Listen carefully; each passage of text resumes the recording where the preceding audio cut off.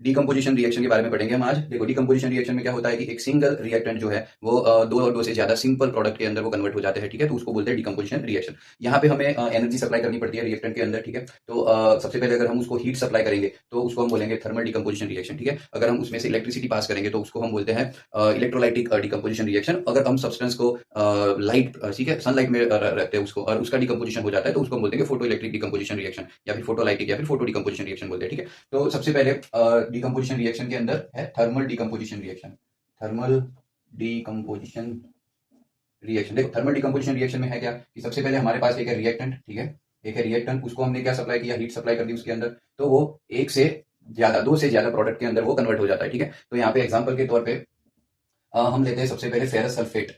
तो ferrous sulphate का एक क्रिस्टल है FeSO4 इंटू 7H2, ठीक है। अगर उसको हम यहाँ पे हीट सप्लाई करेंगे यहाँ पे, तो यहाँ पर FeSO4 में से जो पानी के जो 7 मॉलिक्यूल है वो वेपराइज हो जाएंगे, ठीक है, वो निकल जाएंगे उसमें से। तो FeSO4 इंटू 7H2, ठीक है। अभी जो ये फेरस सल्फेट है उसको फर्दर हम हीट देंगे, उसको ज्यादा और गर्म करेंगे, ठीक है।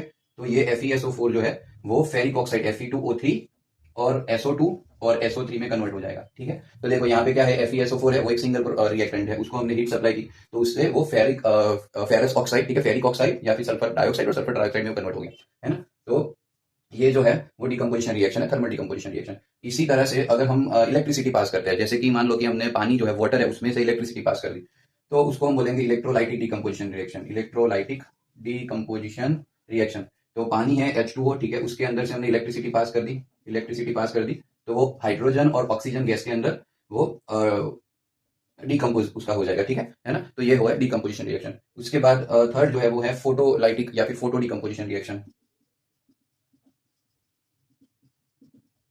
फोटो डीकम्पोजिशन रिएक्शन, देखो फोटो डीकम्पोजिशन रिएक्शन में क्या है कि एक कंपाउंड है, जैसे कि मान लो कि सिल्वर क्लोराइड AgCl2, AgCl, ठीक है, सिल्वर क्लोराइड। सिल्वर क्लोराइड को हम सनलाइट में रखेंगे तो सिल्वर और क्लोरीन दोनों का डीकम्पोजिशन हो जाएगा यहाँ पे, ठीक है।